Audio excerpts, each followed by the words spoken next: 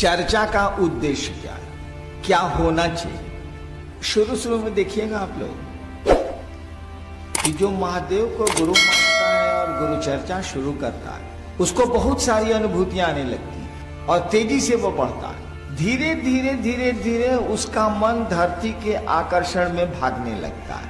अब वो चर्चा से कमाना चाहता है पैसे, चर्चा से कमाना चाहता है सम्मान, चर्चा से लेना चाहता है सुविधा, चर्चा से लेना चाहता है अपनी वरीयता, अपना वर्चस्व, उससे लेना चाहता है। कहेगा आपको कि जानते हैं मणिकांत जी, हम 5 साल पहले शिव को गुरु माने थे, ओह क्या मजा था, ओह क्या अनुभूतियां थी साला, लगता था कि सूरज को पूरब से पश्चिम उगा सकते हैं हम।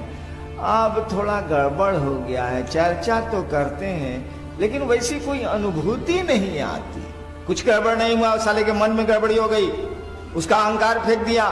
वो बुझ रहा है कि इलाका वाला हमको चिन्ह रहा है कि नहीं, हम यहाँ के जोनल संयोजक हैं। साले चूतिया। अब देखिए, अब जोनल संयोजक है, ये दिमाग में आ गया, शिव गुरु भारी नहीं रह गए, पद भारी हो गया, आदमी को कहां से अनुभूति मिलेगी। पैसा भारी हो गया, शिव गुरु की अनुभूति उसको कहां से मिलेगी। शुरू शुरू में तो एक ललक रहती है, बाद में धरती उसको पकड़ने लगे, उसका दोष नहीं है, पकड़ने लगती है। वो जब मेरे पास आएगा, 4 सुंदर सुंदर वचन बोलेंगे हम ना, तब उसको लगेगा कि वो हम सीनियर हो गए, लेकिन तब वो मादरचोद बहनचोद तो होता है हमको, ठीक रहेगा। अब मेरे पास नहीं है तो धीरे धीरे धीरे धीरे उसका अहंकार चढ़ता चला जाएगा, चढ़ता चला जाएगा। गुरु चर्चा का उद्देश्य क्या है, मूल बात पहले समझ लीजिए। मुझको मेरे गुरु ने कहा था 1984-85 में, तुम जो करते हो कहते नहीं हो, तुम जो करते हो कहते नहीं हो। मैंने कहा मैं जो करता हूं सो कहता हूं। हम बहुत पूजा पाठ में ठगाए हुए हैं, इसीलिए जो करेंगे सो कहेंगे। उन्होंने कहा असत्य बोलते हो, झूठ नहीं कहा असत्य बोलते। असत्य का मानी होता है जिस सत्य को आप नहीं जानते।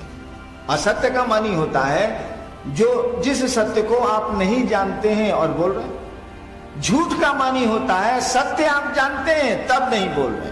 जैसे एक छोटे बच्चे से आपने पूछा दूधू कितना होगा बउआ, वो अंगुली पर जोड़ा, बोला दूधू 3। जोड़ने में उसने गलती कर दी है 3, लेकिन वो झूठ नहीं बोल रहा है, कहे वो जोड़ के उसको 3 आया है तो दूधू 3 बोल रहा है। कहा जाएगा दूधू 3 तो होता नहीं है, तो कहा जाएगा बच्चा असत्य बोल रहा है, दूधू 3 होता ही नहीं है। लेकिन झूठ भी नहीं बोल रहा, उसके जोड़ में आया है 3 तो क्या बोलेगा। इस अगर आप जानते हैं 2 1 3 होता है और तब बोल रहे हैं 4, तब आप झूठ बोल, कि आपको मालूम है कि 2 1 3 होता है, तब दूसरे को आप 4 बोल रहे हैं, तब झूठ बोल। तो मेरे गुरु ने मुझको कहा असत्य बोलते हो। मैं उस समय असत्य का माने नहीं जानता था, मैं समझता था असत्य का मानी झूठ होता। तो मुझको थोड़ा खराब लगा, क्योंकि महादेव जैसा कुछ दिख तो नहीं रहा था, एक आवाज आ रही। हमने कहा जी ना, मैं असत्य नहीं बोल रहा। तब उन्होंने पूछा क्या करते हो। सवाल था कि जो करते हो सो कहते नहीं हो। तब वो आवाज ने पूछा हमसे कि तुम क्या करते हो। उस समय मैं लोगों को शिव शिष्य बना रहा था, बहुत कम लोगों को, लेकिन बना रहा था। मधेपुरा में उस समय में मजिस्ट्रेट था। मैंने कहा जी दूसरों को शिव शिष्य बनाते हैं। आवाज ने कहा जो करते हो दूसरों को करने को कहो। पहले पूछ लिया क्या करते हो, मैंने बताया कि दूसरों को शिव शिष्य बनाते हैं। फिर हाँ नहीं पूछा उन्होंने करने को क्या कहते हो। अब तो काठी हम गिनिए दिए थे तो चुप हो गए, गलती तो हमसे हो ही गई। करने को साधना कहते थे, अपने लोगों को शिव शिष्य बनाते थे, शिव शिष्य बना देते थे। अब उसको पूजा सिखलाते थे, ऐसे सिद्धासन लगाइए, ऐसे करिए, ऐसे करिए, ऐसे ध्यान करिए, ऐसे मंत्र जपिए, उसको ही बताते थे। जब उन्होंने कहा, हमसे पूछ लिया कि क्या करते हो, मैंने बता दिया। करने को क्या कहते हो, तो हम चुप हो गए कि साला तो गिनती में हमसे गलती हो गया। करते हैं हम दूसरों को शिव से बनाते हैं और उसको करने के लिए पूजा बताते हैं, साधना बताते हैं। चुप हो गया। आवाज ने कहा जो करते हो दूसरों को करने को कहो। एक मेरी आदत है कि मुझको जब आप हरा दीजिएगा कोई चीज में तो हम हारेंगे नहीं। आरा छपरा में क्या होता है कि खेत का नापी हो जाता है, अमीन आके नाप देगा, ये आपका खेत हुआ, ये आपका खेत होगा, और उसका खूंटा गड़ता है कि आपका खेत है, ये आपका खेत है। जहां खूंटा गड़ाना शुरू हुआ कि खेत वाला कहेगा खुटवा तो वही जा गौड़ी जहां हम कहते नहीं, नपला से ना हुई, यानी सुनेगा नहीं वो कुछ। नाप दीजिए जो करना कर ली। तो मेरी आदत है, हमको हरा दीजिएगा ना तो हम खोज खोज के आपसे लड़ेंगे कि हारे नहीं है, मेरा अपना स्वभाव। तो हमने महादेव से कहा, उस आवाज से कहा महादेव को प्रचार की जरूरत है। तुरंत मैं समझ गया कि इससे महादेव का प्रचार होगा। हमने कहा महादेव को प्रचार की जरूरत है। उस आवाज ने एक वाक्य हमको कहा, उस वाक्य से मैं सारी बात समझ गया। लेकिन जहां ठहरा था वो एक मजिस्ट्रेट का डेरा था, हम भी मजिस्ट्रेट थे, हम गए पटना जा रहे थे, बेगूसराय में ठहरा था मैं। वो तब तक चाय लेके आ गया। हमने कहा सर सुनिए ना, सीनियर थे रिटायर कर, सर सुनिए ना ऐसे ऐसे हुआ। तो बोले कि हम लोग कुछ जानेंगे तब ना महादेव का चर्चा करेंगे। पक उसके बाद तो वह वाक्य मैं समझ तो गया लेकिन भूल गया।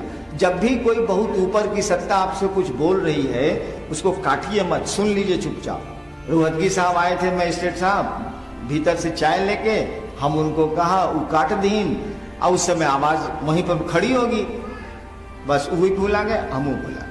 यानी गुरु का आदेश था तुम जो करते हो दूसरों को करने को कहो। हमसे उन्होंने पूछा था तुम क्या करते हो, हमने कहा था दूसरों को शिव शिष्य बनाते हैं, दूसरों को महादेव का चेला बनाते हैं। उसमें शुरू कर दिया था मैंने। गुरु चर्चा का उद्देश्य दूसरों को शिव गुरु से जोड़ना है, गुरु चर्चा का उद्देश्य दूसरों को शिव शिष्य बनाना है, और कोई इसका दूसरा उद्देश्य नहीं है। मैंने तो देवघर में कई बार इधर मैं लगातार मैंने कहा है कि आप तिजारत करिए, आप व्यापार करिए, कोई दिक्कत नहीं है। वो सम्मान खरीदिए, पैसा लीजिए, पद धरिए, कोई दिक्कत हम लोगों को नहीं है। लेकिन कम से कम महादेव के काम में तो तिजारत छोड़ दीजिए, पटवारी बुद्धि छोड़ दीजिए, व्यापार छोड़ दीजिए, बाकी दुनिया में करिए ना, क्या आपको रोक रहा है? कम से कम अपने गुरु के मामले में व्यापार छोड़ दीजिए। बाकी जहां व्यापार करना है कि करिए, जहां तिजारत करनी है करिए, के रोक रहा है? दुनिया तो उसके बिना चलती ही नहीं। और व्यापार को प्यार से भारी दुश्मनी है। जैसे रोशनी को अंधेरे से दुश्मनी है या अंधेरे को रोशनी से दुश्मनी है, प्यार को व्यापार से भारी दुश्मनी है। अगर व्यापार में आप प्यार को ले आया, व्यापार बैठ जाएगा। अगर आप ले आए हैं व्यापार में प्यार को, व्यापार बैठ जाएगा। अगर प्यार में व्यापार को लाइएगा, प्यार बैठ जाएगा। दोनों का आपस में भारी बैर है। प्यार और व्यापार एक साथ रह ही नहीं सकते, मोहब्बत और तिजारत एक साथ हो ही नहीं सकती। दोनों दूसरे को एक दूसरे को मारेगा। व्यापारी हैं आप, उसमें मोहब्बत कर रहे हैं, सब लुटा दीजिएगा, चला जाएगा व्यापार हवा में। प्यार करते हैं आप, उसमें व्यापार को लाइएगा, प्यार हवा हो जाएगा, उन्हें ठीक है। कम से कम महादेव के काम में तिजारत छोड़ दीजिए। महादेव के जो गुरु का आदेश है उसमें व्यापार बंद कर दीजिए। उसमें पद ना देखेंगे, उसमें धन नहीं देखेंगे, उसमें सम्मान नहीं देखेंगे, कोई दिक्कत नहीं है, बहुत बढ़िया चलेगा। क्यों ऐसा मैं कह रहा हूं? गुरु आपकी चेतना का परिमार्जन करते हैं, उनसे संबंध बना के रखिएगा ना तो धीरे धीरे सारी चीजें ठीक हो जाएंगी, सब कुछ सुंदर हो जाएगा। गुरु से ही संबंध नहीं होगा तो बाकी ठीक कौन करेगा? गुरु ही ना परिमार्जन करेंगे, गुरु ही ना हमारा आपका शुद्धिकरण करेंगे। उनसे संबंध बढ़िया से बना के रखिए, उनके संबंध में तिजारत को बंद कर दीजिए। कोशिश करिए कि नहीं करें, आदत हम लोगों की है वही करते हैं। उनसे संबंध बनाने में हम लोग कुछ नहीं सोचेंगे, सबको समेट के चलेंगे, सबको अपना समझेंगे, बाकी जगह अपना अपना धंधा करेंगे, कोई दिक्कत नहीं है। बाकी जगह अपना अपना काम करेंगे, व्यापार करना होगा करेंगे। तो गुरु चर्चा, शर्मा जी बैठिए चुपचाप, 5 आदमी में भी कप हो रहा है। महिलाओं को बोलिए चुप रहने के लिए, नहीं तो बाहर जाएं। कुर्सी पर बैठी हुई महिलाएं चुप रहें कृपया। तो उनके पांव में दर्द है इसलिए कुर्सियां दी गई हैं। उनको भ्रम हो गया कि हम बहुत सीनियर हैं इसीलिए कुर्सियां दी गई हैं। ऐसा नहीं है, वो बैठ नहीं सकती हैं इसीलिए कुर्सियां उनको मिली। तो चर्चा का उद्देश्य दूसरों को शिव का शिष्य बनाना।